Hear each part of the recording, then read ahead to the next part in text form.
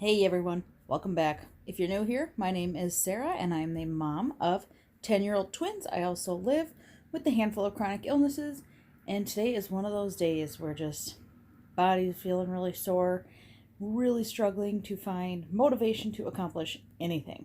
Now my kids are old enough to be able to kind of make themselves food pretty easily, so they're not struggling, but I do prefer when I cook their meals, and but I've been having a rough day, so I haven't really done much. But it is almost 9 o'clock at night, and I finally feel just a little bit better, so I thought I would take you along on a late night, see what I can cook up quickly, easily, and that they'll enjoy. So let's go head on down to the kitchen. I'm hiding in the office right now watching some gossipy TV shows, just in loving life. So we got to work ourselves up, get out of the comfy recliner, go downstairs, and hit the kitchen hard, quick and fast. Apron's on. That must mean I'm serious about doing some kind of cooking, right? Well, I am taking the super crazy easy way out, but I'm going to make one of our favorite meals around here, and we are going to have this golden curry. We like the mild kind. It's a Japanese curry mix. It is so good. You can put in whatever kind of protein you want, whatever kind of veggies you want, and serve it over whatever you want. We usually just do rice. But, so I'm gonna look at this. I haven't read it in a while. So all we're gonna need is your protein, veggies, water, and a little bit of oil. So what we're gonna do is, I am using pre-cooked grilled chicken because I found it at the bottom of my deep freezer and I want to use it up, or start working on using it up. And I also at the bottom of the freezer found 2 different bags of veggies, so we're gonna go ahead and use them. This one is honey roasted sweet corn. I don't think we've ever even tried it. And then I'm just gonna adjust some of these in there because some people are picky, but if they can't taste it, it makes it a little bit easier to slip those in. And the flavor from this, everything just tastes like this, but you get some veggies in protein, so that's a win. All we need to do is stir fry our meat and veggies in a skillet for about 5 minutes with a little bit of oil, and then we are going to move on to adding the curry brick and the water. So let's jump in and get this pan loaded up. All right, the only oil I have down here is vegetable oil. I don't want to go into the pantry and dig one out, so it'll work. Just a little bit of oil to saute these, and these are all frozen, so they're already cooked. They just need, to be heated through, which is great. Put the peas in first. A little bit of freezer burn going on, but that's why we're trying to use some. Okay, like I said, light on that. My big. Now we're going to do these honey roasted corn. Look at this, also freezer burn. It'll be fine.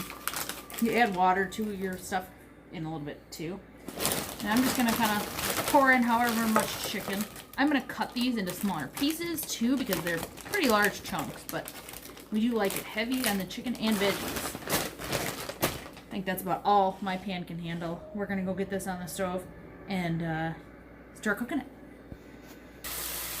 Alright, this is a little loud, but I got everything cooked and warmed through.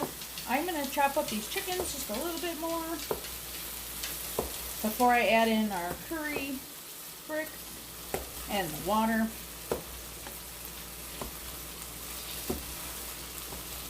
We always do prefer smaller chunks of meat when I cook this up, so these are convenient and pretty easy to chop down just a little bit more.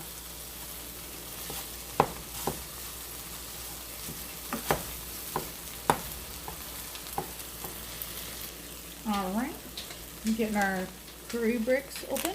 Kind of dark here, sorry about that, but best I can do.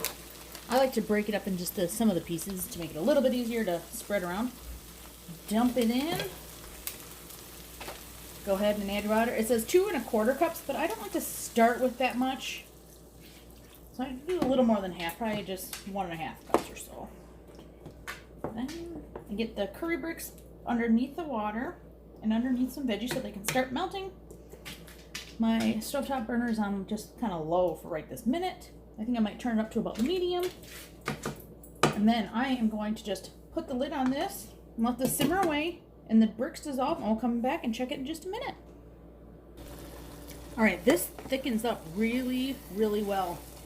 So I put about half the water in, and I'm letting it mix up, and it's starting to get really thick. I like that, but I do want it just a tad bit thinner. And since it's still still boiling pretty good, it will just thin it out for a minute, and then get to just the right consistency. Just a little more water. This just we've made this so many times, it's just kind of based on preference now. So, this is so good. We typically make it with chicken and whatever veggies we have on hand. So, all right, we're just gonna let that cook for a few minutes, and then it'll be done. All right, we're shifting gears. That is going to just simmer on the stove for just a few minutes before I shut it off and let it cool down, because it's for later. So, I am grabbing my trusty Instapot, and I have a bunch of golden potatoes, and I want to make some homemade mashed potatoes, because you could have curry over mashed potatoes or rice, but I also took out some pre-cooked, I think it's beef pot roast that I bought. So it'll go well with either one. So I figure why not just toss a ton of potatoes in, get them mashed up, and have them in the fridge. We all love potatoes here. So I'll show you how I do it. All right, I like to toss potatoes in. About a cup of water at the bottom. I like to spread it all over these so the seasonings kind of stick. Then I'm going to mix or shake in some garlic powder and some onion powder and maybe a little bit of salt. Potatoes can handle a ton of seasoning, so don't be shy. And we love these juicy seasonings. Okay, that looks pretty well seasoned if you ask me. We're gonna just toss this into the Instapot and do high pressure for like 6-7 minutes maybe, because these are fairly small potatoes. All right, we're gonna just do a little bit of cleanup as we go so it's not such a tornado in here.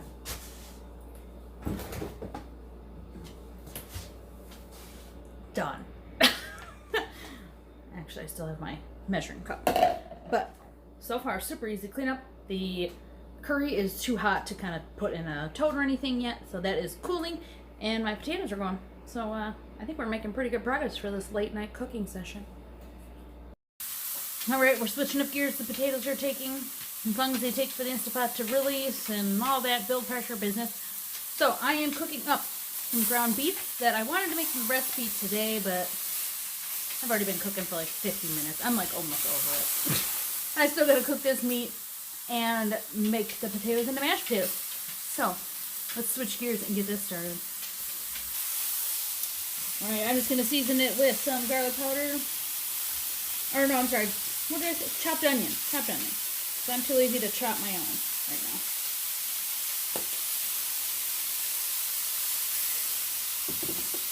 And some of this Kinder Buttery Steakhouse is incredible. I suggest you try that. We got it at Costco, but you can get it somewhere else. You can get this cooked up for an easier meal tomorrow.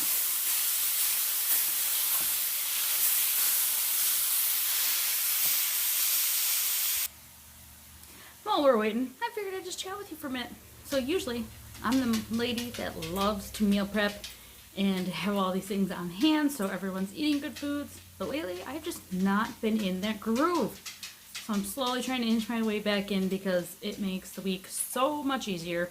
So, get my lazy pants off and start moving, I guess I gotta keep telling myself. Because people around here, they like to eat. And so do I. So, every little bit you do helps, adds up, it builds. Like just getting this ground beef cooked up will make tomorrow even easier.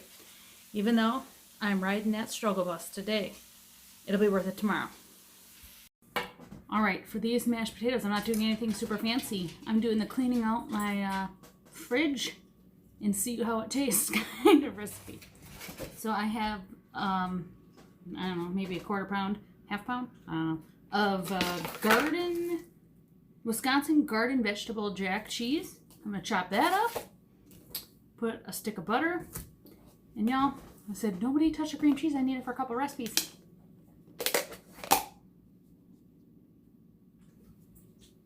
So there's going to be like a spoonful of cream cheese in here. You know, we'll see what else we're going to add. Probably some seasonings, you know. We'll see where it goes. But first we got to get these things chopped up and ready to go. Now, it'd probably be easier to shred this, but this just seems faster. And it's going to melt, so it doesn't have to be in teeny pieces. Just cut smaller than it started, right?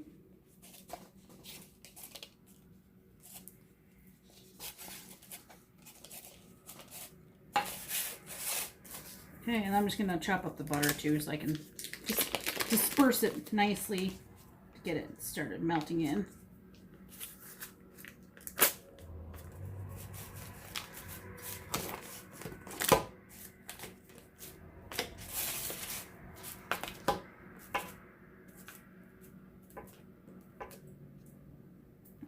Seasoning. All right, the next most important step would be getting our potatoes out and start getting them mashed. So let's move on to that.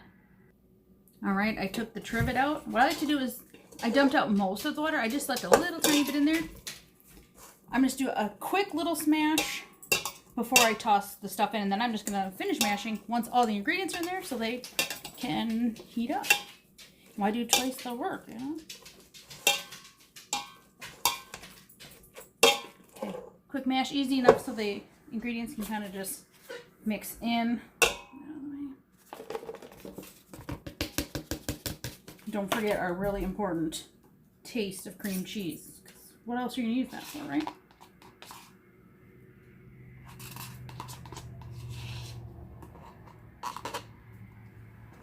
All right. Now, just get to mashing. Mashing and mixing.